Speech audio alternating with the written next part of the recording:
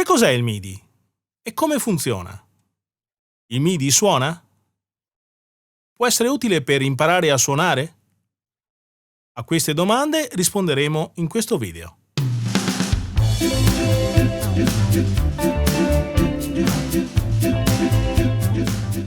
Il MIDI è un linguaggio di comunicazione digitale tra strumenti musicali elettronici dotati di apposita interfaccia.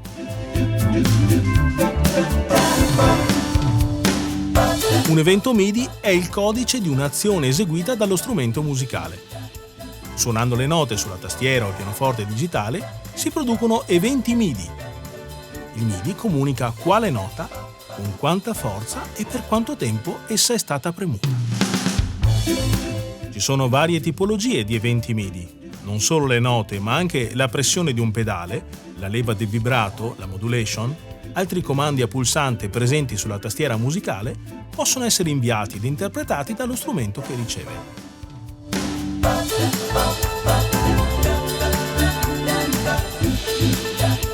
Il computer, le tastiere, i cavi. La trasmissione di questi dati avviene tramite apposito cavo, con un connettore particolare, ma recentemente anche con i consueti cavi USB in dotazione al computer. Nel primo caso, il computer dovrà dotarsi di un'interfaccia in grado di connettere i cavi MIDI in e out. La comunicazione MIDI avviene infatti a senso unico. Rispondiamo a un'altra domanda. Il MIDI suona? No, il MIDI non suona.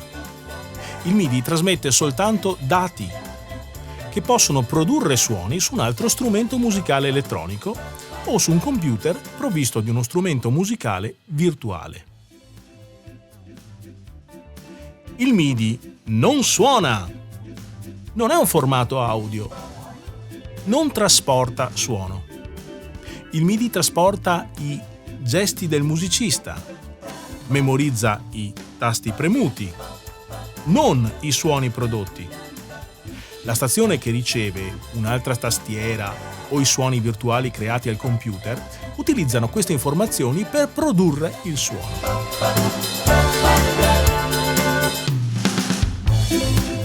Si possono quindi registrare i gesti del musicista e usarli per suonare in seguito. Questo è ciò che contiene un MIDI file, .mid, .car. Al computer è possibile poi modificare i dati, correggendo, integrando quanto è stato eseguito.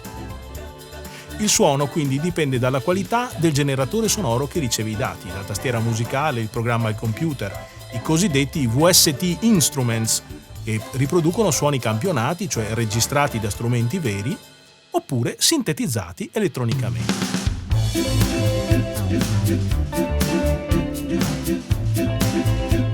Come suona male sul mio PC? Abbiamo appena detto che nel MIDI non c'è suono, ma comandi per far suonare qualcos'altro. Ecco perché il mio PC suona male. Nel computer è presente di serie nella scheda audio un sintetizzatore di suoni standard nel formato GM, General MIDI.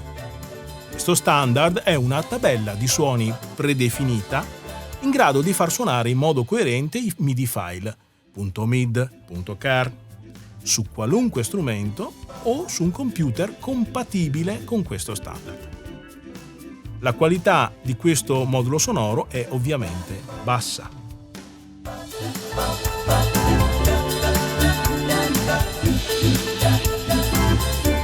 Per riprodurre più verosimilmente possibile uno strumento reale, infatti, è necessario disporre di parecchi campioni, cioè registrazioni che riproducano il suono originale per ogni altezza e intensità di ogni nota.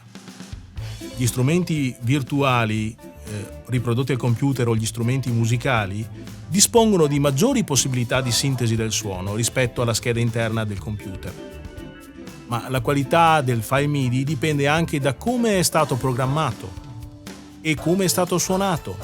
Molti file MIDI, ad esempio le basi per il karaoke, sono resi troppo perfetti, cioè modificati da suonare disumani, innaturali, come un orologio.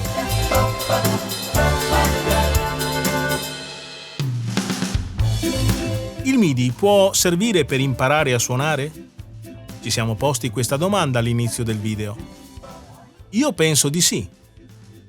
Usando un editor MIDI su un programma dedicato alla registrazione digitale come ad esempio Cubase, è possibile avere una radiografia, una sorta di lastra, una fotografia di ciò che si è appena suonato.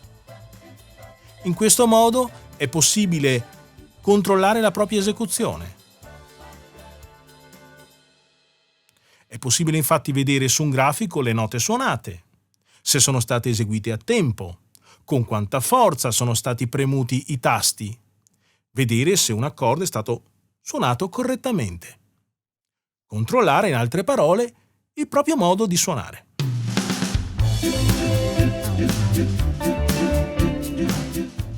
Questo era una sintesi di quello che può fare il MIDI. Sul web puoi trovare molte risorse per approfondire l'argomento.